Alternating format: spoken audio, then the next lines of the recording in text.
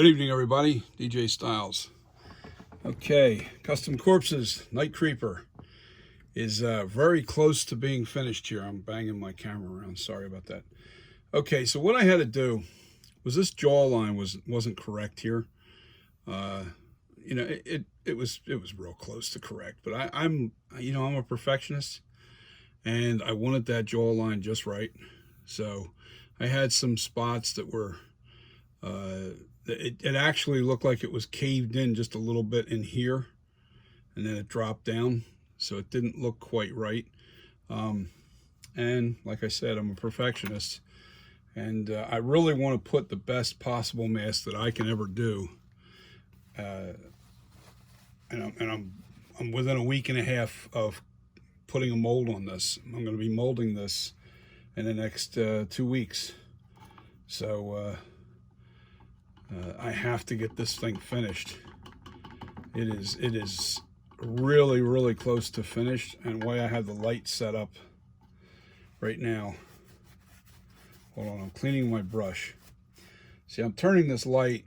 So you see what it does? It casts the shadows the right way. Now what I'm going to do is, on here, I've got a paintbrush. And I don't use rags anymore because I think rags are very dangerous when you're using naphtha. You're better off using a really soft brush. All right. And I'm going to soften this outer layer of clay. See what it's doing? See what's pushing that clay around in that video? Hopefully that's picking that up. I think it is. But it's really moving that clay around pretty good. Now, at this stage, you know, you can get a lot of the imperfections kind of smoothed out really nice. You know, clay, your sculpting tool marks and stuff like that, you can kind of get that out in this stage just by using a brush. You know, that's really the you know, you don't want to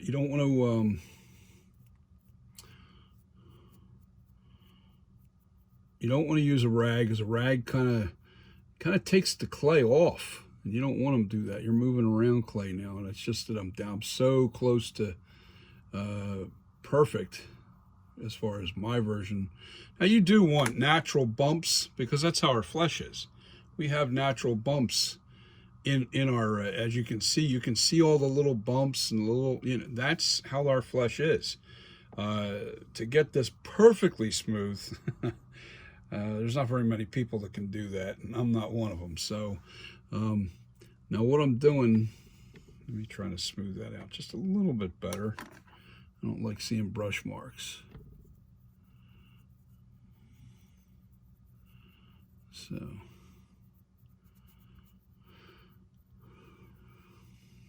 now what I'm doing at this point is I use this sponge, and it's got a texture on it.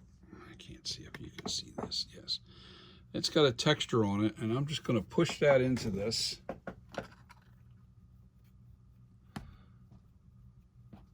And it really smooths it out nice. Now you want a texture because it gives your paint something to grab to, especially when you start weathering and putting wear on this mask. You know, you got to have that texture. Yeah, see how that smoothed that out? It made it look a little smoother. It kind of hid those major bumps and curves. Well, this is what you want.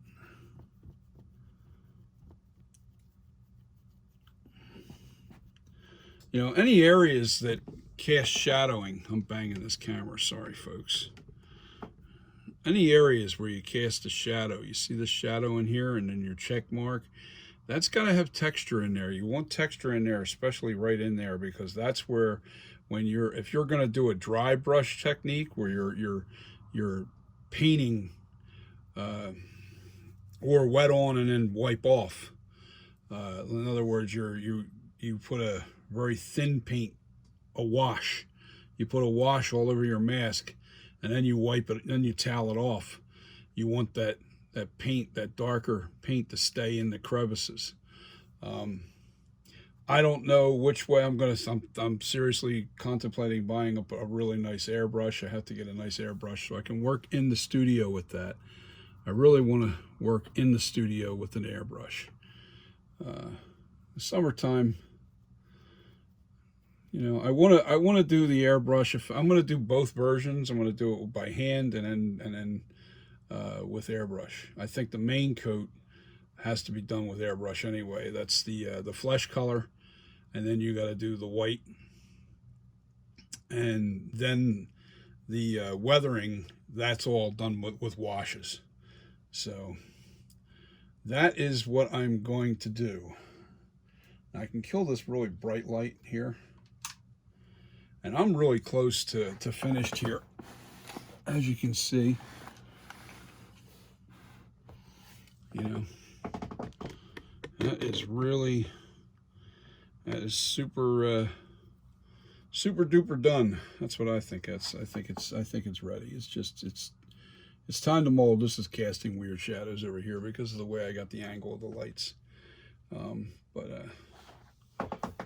You know, it's definitely, let me take you off the tripod. I'll show you the different angles. There you go. Now you can see you know, it's ready. Yeah, I did. You see, if you look at the jawline now, see how the jaw lines line up? And they're all they line up nice now. I also changed the nose a little bit. The nose was a little bit too, I had to drop down these, this area in here, and then I put more of a circle on the nose. You can see it on this one. You see how I did that on the crevice? Yeah, I dropped it down a little bit. It looks more natural that way. Same with the other side. See, that's the way it's supposed to look. And I also bulged out the sinus area. There's a little dent there, isn't there? I gotta fix that. Can't have that. I must have dented it when I was using the tools. But anyway, that's the sinus area on both sides. That had to be puffed out a little bit. You know, it's ready. It's really ready. All it's going to take is just a little crumb of clay. You stick it in here and you bulge it out. And then you scrape it away until it's flush. And then you retexture it. But that's the little tiny fixes. Oh, I did make the ears more. Now, I still haven't textured these, and they're still pretty, oh no, I did texture this one.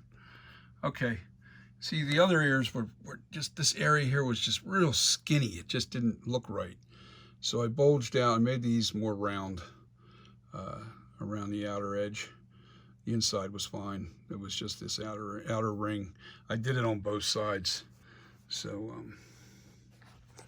it looks pretty amazing. I can see a dent here. I don't know if that might be an old clay spot where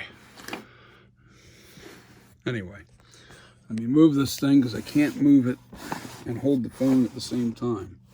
Yeah, this guy isn't textured yet. See what I did here? I had to re-sculpt this a little bit more because what I did was I made this ear come out further. I made it come away from the head and tilted it back in a little bit. I made it come out just a little bit further. And there's a little dent here. I gotta throw a little clay in that.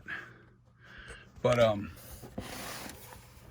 the ear was, see how you see how now they're perfectly coming out evenly? The ears, I'm looking dead on right now. And they're really like right on the right angle. They're both the same angle. They're both, you know, they're the same depth. It's on the money. It's on the money. I just, you know, those little things make a big difference when it comes to sculpting the Myers mask. You know, if you guys are going to ever attempt doing a Michael Myers mask, it's the fine details at the end that take the most time. It's, you know, you're working with crumbs of clay. when you get down to the wire. You know, the original shape, you got to get the shape right. And that's just pile it on, take it off, pile it on. And so, you know, you're just constantly taking it on, putting it on and taking it off, putting it on, taking it off until you get your shape perfect. And then your details start coming into play. You know, that goes for any mask. I would think, you know, most of your time consumption is in the fine details.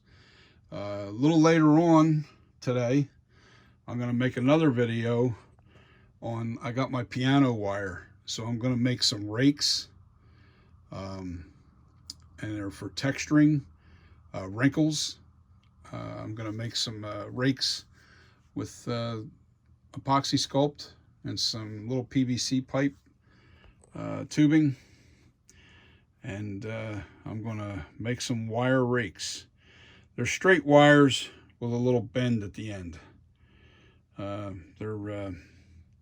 They're piano wires, a very stiff wire. You don't want to make them too long because then they'll be too flimsy. But they're great for when you, like what I did was that I brushed that naphtha on there and it softened that clay, and then you just take those rakes with a piece of, you want to use a piece of, like, you know, cellophane or something. You put it over top of your sculpture, and you want to put wrinkles in, you just use that rake. But you definitely want to make sure that you put the cellophane over top of your sculpture when you do that, because you know, it just it makes it a smoother wrinkle. It just looks more natural. But that's I'm going to show you all that once I'm going to make the tool. This way you know how to do it, and then I will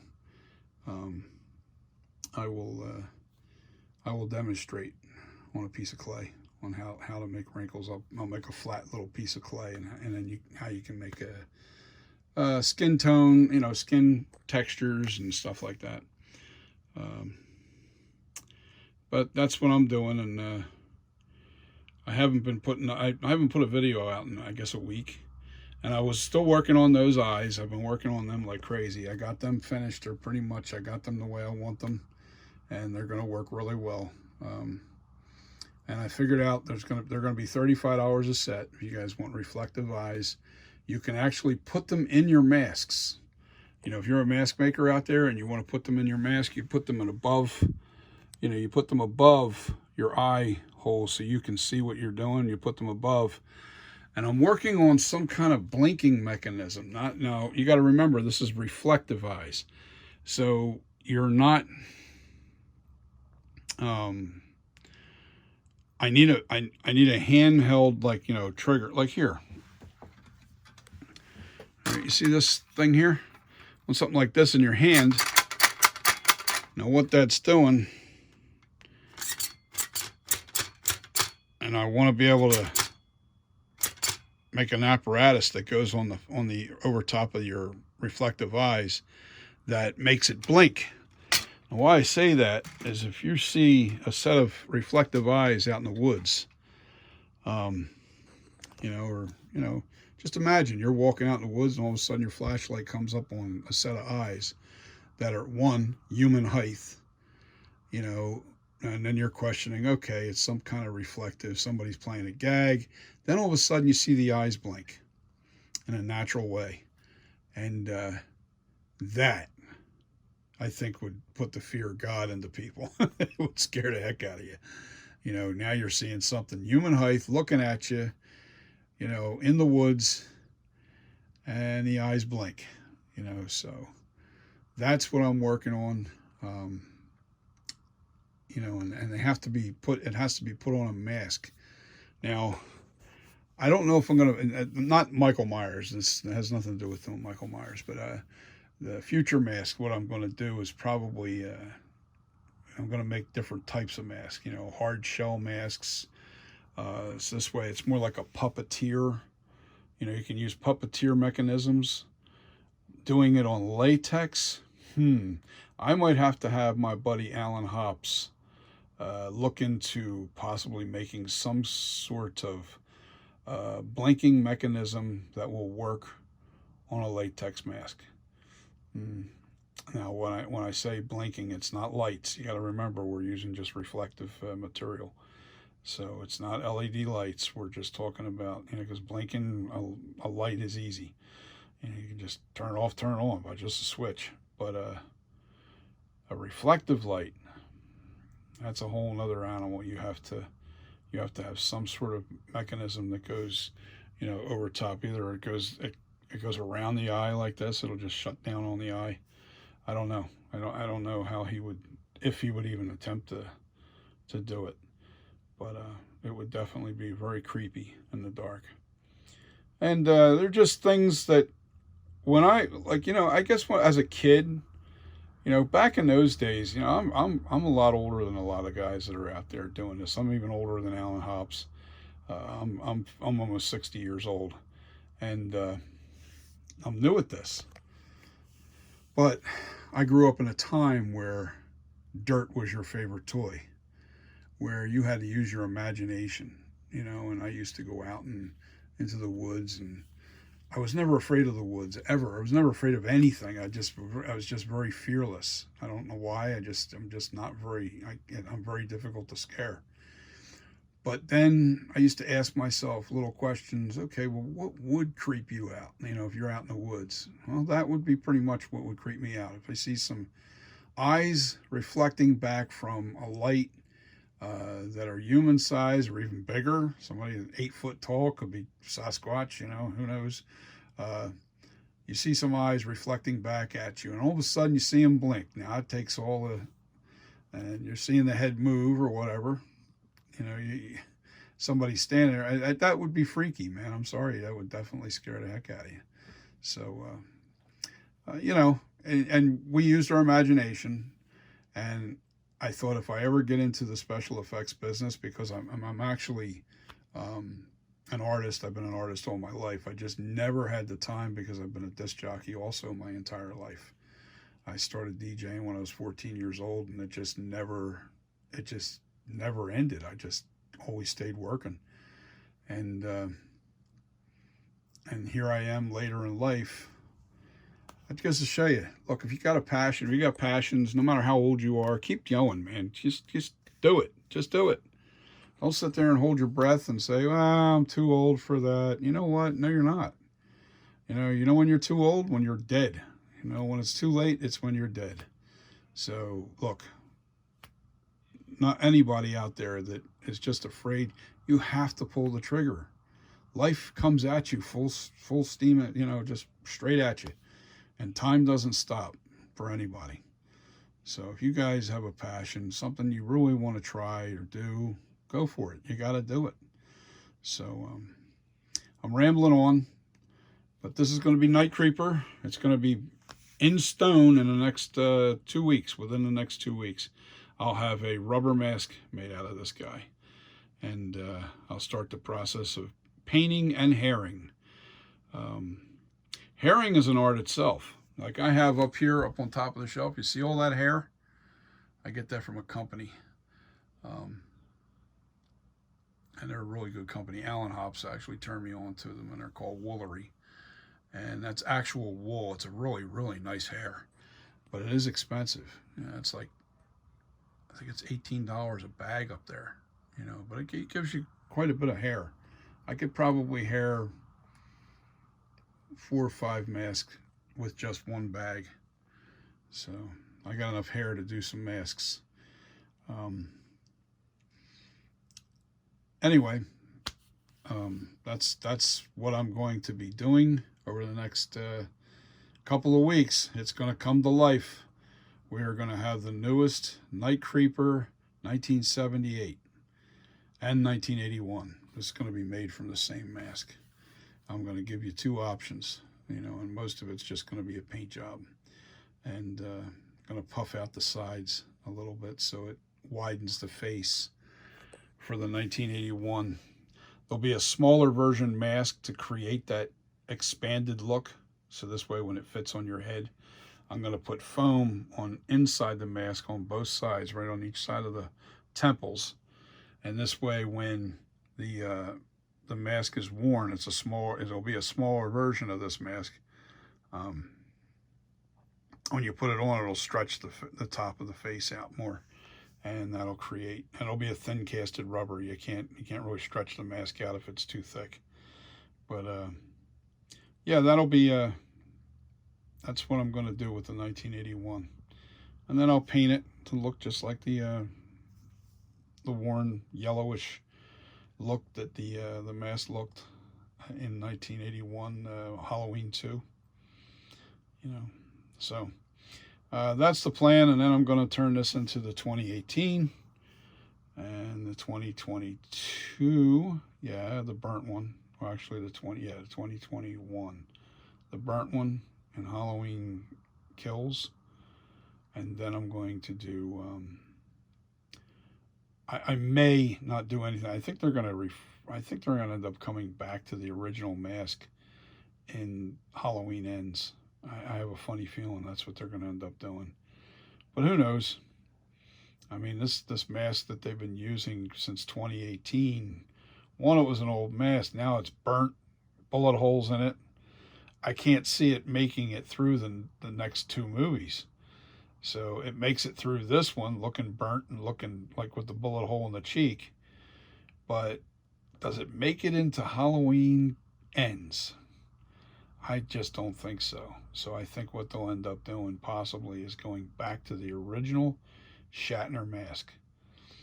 And if that happens, I won't have to make it because I've got the Shatner right there, baby. There's Shatner. That's my Shatner. And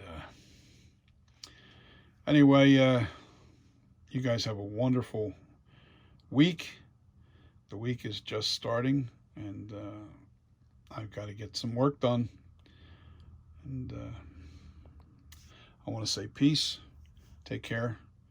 And go do some things, man. Don't sit on your thumbs. Don't wait. You're never too old to do anything. Yeah, I don't want to say that. Like, I'm not going to go out there scuba diving anymore or any of that stuff. But you got to find your pleasure in what your capabilities, whatever your capabilities are, you know, and try to find something that you can do. All you retirees out there that just retired from a job and you're still too young to really throw the towel in, chase a passion, man. Chase something that you wanted to do when you were younger and you just never did it. If you can physically do it. If not, find something else. You know, hobbies are great, man. They keep you going. They keep you moving. So don't ever throw the towel in. Don't ever quit. Don't become that couch potato. You know. Anyway, you guys have a wonderful week. And I'll see you in the next video. I'm probably going to make the next video today, but I don't know if I'll launch it today. But it's going to be on the tools. I want to make the wire rakes. So have a good day and have a great week. Peace. Take care of each other. See you.